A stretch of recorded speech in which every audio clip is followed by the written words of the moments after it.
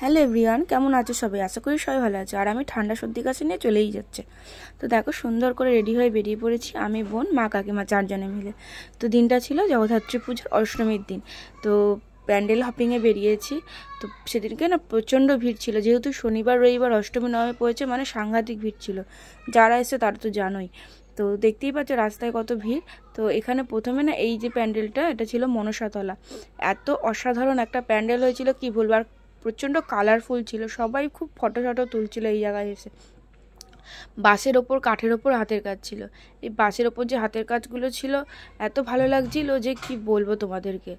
আর এখন তো হাতের কাজ সেরকম প্যান্ডেলে দেখাই যায় না, কিন্তু এই প্যান্ডেলটার হাতের কাজের ওপরই সব কিছু ছিল। ওখানটা থেকে বেরিয়ে তারপর এই একটা প্যান্ডেল এসেছিলাম, ভূতের প্যান্ডেল।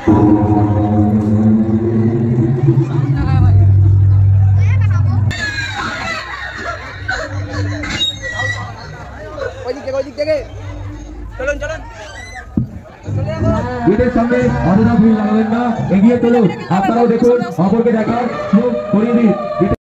তো এই প্যান্ডেলটাতে ঢুকে তো সবাই এত ভয় পাচ্ছিল কি বলো। দুজন তো ভূত সেজেছিল, আর সাউন্ডগুলো তো শুনতেই পেলে।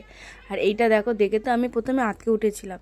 আর দুজন তো সেজেছিল, এত ভয় দেখাচ্ছিল, লোকে ভয়ে ভয়ে দৌড়ে পালিয়ে যাচ্ছিল। আর ওখানে দেখো একটা মরা এরকম ঝুলিয়ে রেখেছে। মানে সত্যি, মানে ছোট্টর মধ্যে প্যান্ডেলটা করেছিল, বেশ ভালো করেছিল থিমটা।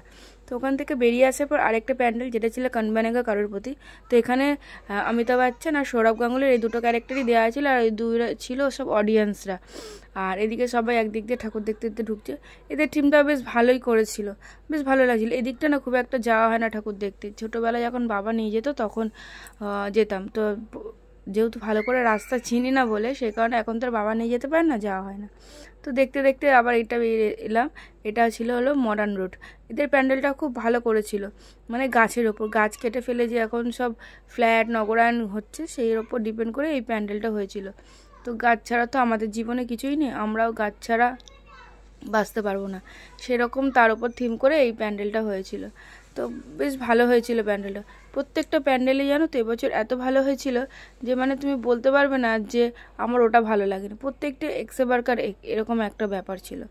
তো এই প্যান্ডেলটা দেখার পর তারপর আবার বেরিয়ে আসি, জ্যোতির দিকে যাই।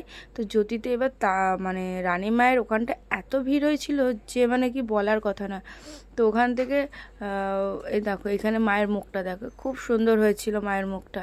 প্রত্যেকটা ঠাকুরের মুখই না খুব ভালো হয়েছিল, ভীষণ ভালো লেগেছে। আর সাজটাও বেশ ভালো করেছিল জানো তো। তো ওখান থেকে বেরিয়ে তারপর এসেছিলাম হলো অম্বিকা।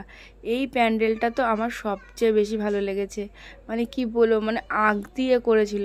এই যে দেখতে পাচ্ছ ওপরে আখের যে পাতাগুলো দিয়ে না, ওপরে সে বকের মতন বানিয়েছিল।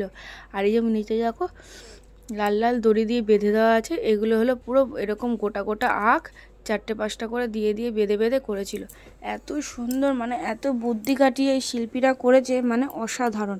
আর ভেতরটা ছিল হলো ছৌ নাচের যে মুখোশগুলো থাকে, সেইগুলো দিয়ে সাজিয়ে করা হয়েছিল। আর ধানগুলো ওপর দিয়ে ঝুলছিল, আর ছৌ নাচের সব মুখোশগুলো দেওয়া ছিল। অপূর্ব হয়েছিল প্রত্যেকটা প্যান্ডেলই, এত ভালো হয়েছিল। এই প্যান্ডেলটা না ভীষণ ভালো লেগেছে। আর খুব এই মানে এইটা দেখতে আসার সময় খুব ভিড় হয়, লাইন দিতে হয়। বাট এবছর না লাইন দিতে হয়নি, অ্যাকচুয়ালি ওরা আটকায় না, আটকালে ভিড়টা। আর ওপরে দেখো যে কেমন কলা ঝুলছে। আমি প্রথমে ভাবলাম কি, তারপর দেখছি না সত্যিকারের কলা ঝুলিয়ে রাখা ছিল। তো ওখান থেকে বেরিয়ে যেটা বললাম, জ্যোতির দিকে যেতে গিয়ে দেখো অবস্থা দেখো। দিনটা ছিল শনিবার, মানে মানুষের সুনামি নেমেছিল, মানুষের সুনামি, এত ভিড় যে কি বলবো। তো ওখান থেকে রানীমাকে তো দেখতেই পাইনি, যেহেতু আগের দিন আমরা রাতে বেরিয়েছিলাম, সেই কারণে দেখেছিলাম। বাট মা কাকিমার এবছর না একদম দেখা হয়নি, খারাপ লাগছিল মনটা। যাই হোক, ওখান দেখতে পাইনি, এত ভিড় ঠেলাঠেলি। ওখান থেকে বেরিয়ে একটু কেনাকাটা করতে গেছিলাম, গয়না টয়না, ওই সাজবার জিনিস। তো মানে অজস্র দাম বলছিল। তো ওখান থেকে বেরিয়ে এই যে আমরা এখানে আগে একটু কেক কিনলাম, আর একটু খাবার কিনে নিয়েছিলাম, রাইস চিলি চিকেন নিয়ে এই যে বাড়ি ফেরার পরে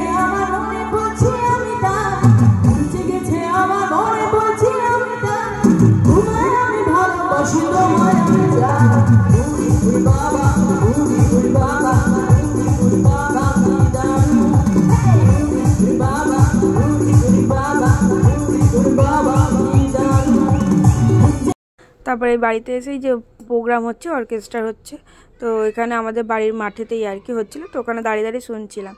আর এই দিদিটা হলো আমাদের পাড়ারই দিদি, ও অর্কেস্ট্রা করে, ওই আর কি আমাদের প্রোগ্রামটা করিয়েছে। তাও বাড়িতে একটু ফ্রেশ হয়েছি, এত ঠেলাঠেলি খেয়েছে। কেমন লাগলো তোমাদের জানিয়ে ভিডিওটা।